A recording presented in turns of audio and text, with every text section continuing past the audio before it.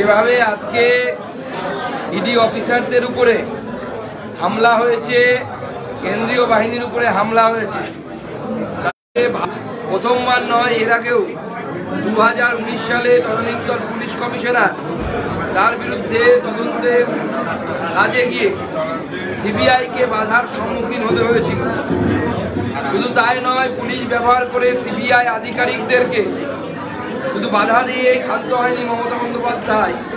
তিনি বেশ কয়েকজন সিবিআই অফিসারকে অ্যারেস্ট করেছিলেন, যা সংবিধান বিরোধী এবং বেআইনি, এবং তৎকালীন CBI joint director Shri Pankaj শ্রীবাস্তবকে গ্রেপ্তার করার ব্যবস্থা এবং গ্রেপ্তার করার চেষ্টা করা হয় মমতা বন্দ্যোপাধ্যায়ের পুলিশের তরফে।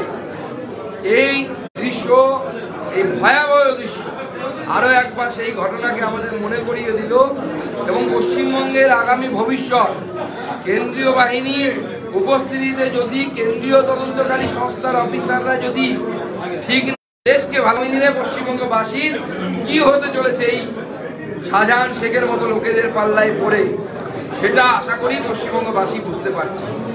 শুধু বারবার যাতে ইডি এবং সিবিআই অফিসারদের উপরে হামলা হয় তার জন্য প্ররোচনা দেওয়া হচ্ছে।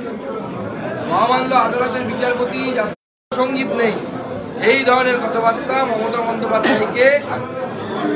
বন্দ্যোপাধ্যায়ের এই সাগরেদদেরকে, জেহাদিদেরকে আরও বেশি উৎসাহিত করছে পশ্চিমবঙ্গকে, ভারতবর্ষকে। স্বরাষ্ট্রমন্ত্রীকে আমি চিঠি লিখে জানিয়েছি যে এখানে কেন্দ্রীয় হস্তক্ষেপ প্রয়োজন, রাষ্ট্রপতি শাসনের মতো পরিস্থিতি এখানে তৈরি হয়েছে। দাদা, আজকে রাজ্যের মন্ত্রী শশীবাজার সন্দেশখালীতে গিয়ে বলেছেন, আপনার হলো সন্দেশখালীতে গিয়ে বলেছেন যে এলাকার মানুষকে বিরক্ত হচ্ছে, উত্তপ্ত করেছে ইডি, তারই প্রতিবাদ করেছে আজকে। কি বলবেন? দেখুন, এই কথাতেই পরিষ্কার বোঝা যাচ্ছে যে এটা উস্কানিমূলক কথা।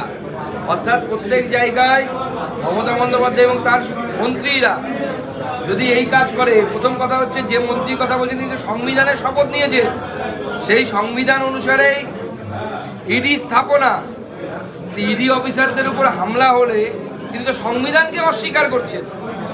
এবং শুধু তাই নয়, এটা উস্কানি দেওয়া হচ্ছে যেন সব জায়গাতে এইভাবে ইডি অফিসারদের উপর হামলা করা হয় যারাই চুরি ধরতে যাবে।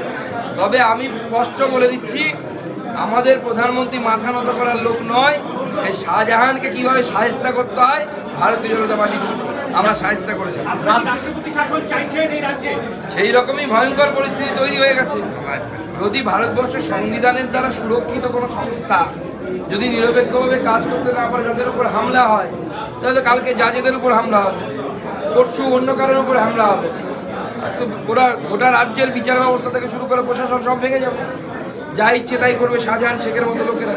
রাজ্যপাল জানিয়েছেন রাজ্য সরকার ব্যর্থ এবং সংবিধান অনুযায়ী ব্যবস্থা নেওয়া হবে একদমই, এবং বাংলাদেশি মনে করে।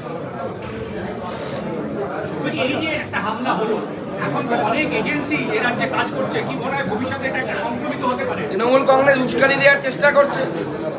ভারতবর্ষের আইনেরও সেই ক্ষমতা আছে।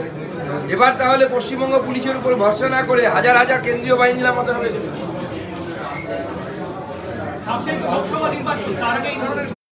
আইন অনুসারে নিজে সামনে এসে ঝাঁটা দেখাতে বলুন।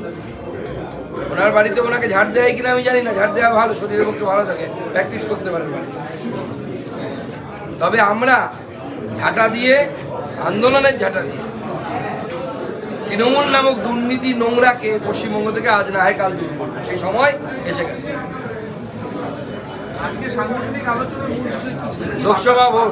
লোকসভা ভোটকে কেন্দ্র করে আমাদের এই সাংগঠনিক বৈঠক হয়েছে। আগামী লোকসভা ভোটে এই লোকসভা 1 লক্ষের বেশি ব্যবধানে জেতার জন্য যা যা করা দরকার আমরা তার প্রস্তুতি। ধন্যবাদ।